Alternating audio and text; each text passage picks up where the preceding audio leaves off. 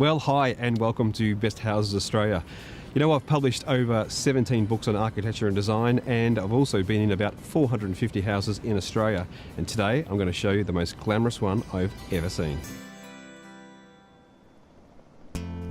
Now I can finally reveal this house on the Sunshine Beach side of Noosa National Park.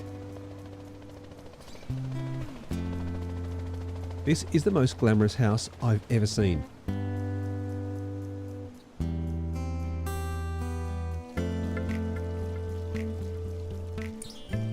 It was designed by Chris Clout and built by his uncle Glenn Watson, who with his partner Deb took on the labour of love.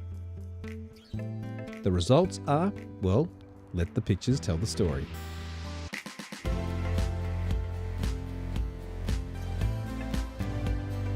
What was here before? There was an old house that was probably 30 years old, and that's what we bought.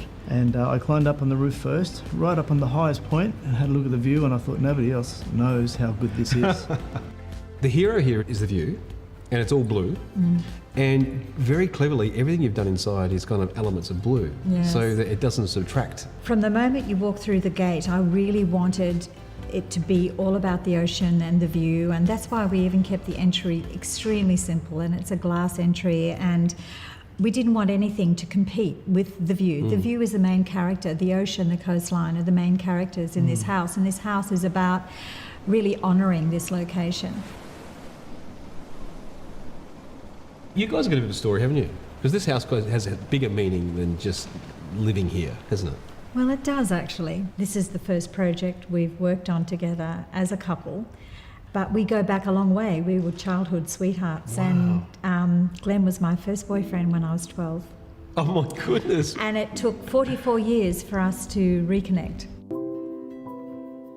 So the home, I mean, how do you go? I mean, you're working with an iconic designer, so he's going to probably want to do his own thing, and then you guys want to do your thing. I mean, how do you kind of marry that together and come up with something so beautiful? Chris came up with the concept, and we love the concept, but we gave him pretty narrow guidelines. We said, well, we want this type of house, and it wasn't the normal Chris Clout house. And so between us, we batted back and forward until we came up with something we all loved, and that's exactly what we did. It was a lovely collaboration, actually, because Chris is so talented, and Glenn is also. Glenn's been building beautiful homes for decades. The thing I love about Chris, he's so down to earth. I mean, you could just, he looks like a surfer, and he's a surfer, but you look at his work and it's just world class, but he's such a humble, down to earth guy, and he's related to you. Yeah, he's my nephew. I gave him his first project, and it was by mistake. I had engaged an architect to design a project for me, and he looked over my shoulder one day because I was a bit frustrated with the designs that were coming up, and he said, "Uncle Glenn, I'll have a go." And I laughed, and I said, "Sure, Chris, you can have a go." That afternoon he came back with an A3 sheet pencil sketched design that I ended up building, and it won awards and broke all records.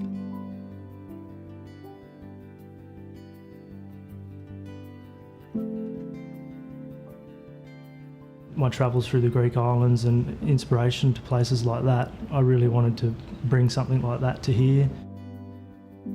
It's also outdated a lot of the other houses in the area with the technology and, you know, just the grand scale of it.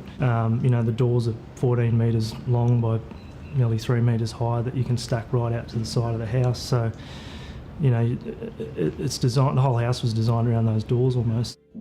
The pool's probably the most fussiest part of the whole design. You know, the house kind of all fitted into where it needed to be. The pool was sort of like so many different options and sizes and fitting the shape of the site and stuff like that. And really it was all about pool fence, trying to eliminate it and what's the options, and went backwards and forwards. And I think the big one that stands out is the floating day beds that probably grabs people's attention. Pretty cool pool. We had a clear vision of what we wanted the house to look and feel like, and to bring the outside in and blur the lines between the indoor and outdoor living. So I had a very clear vision of what I wanted the interiors to feel like, so that they were gorgeous and luxurious, but still, it's still a beach house, so that you want to take your shoes off when you get here. We really wanted this to be a world-class home that anyone from around the world would love and fall in love with. And so it's got an international feel, and yet we still wanted to keep that beachiness. It has an international it. feel.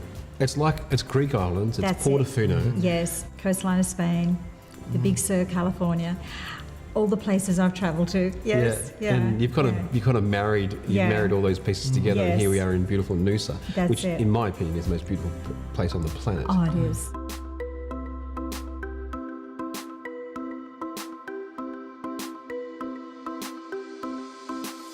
For builders who are watching, I'm sure they're thinking, how on earth are you able to get such vast spaces without having anything holding the house up? Yeah, we wanted sliding doors that all would disappear. And it's a very big opening, so it's quite a challenge engineering-wise to actually do that. With a rooftop garden up top and sliding doors below and a 14-metre wide opening, the amount of weight suspended is enormous. So you pulled it off. We have pulled it off in such a way the beam is on the roof instead of underneath, massive concrete beam, and it's been incorporated in the garden so that it's not so visible.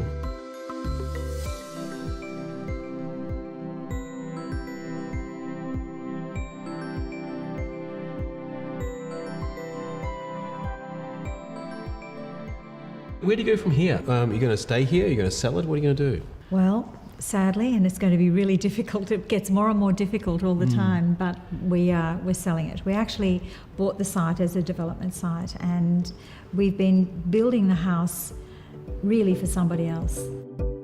Thank you so much for showing me around. It's a pleasure. Had a wonderful time. Our pleasure.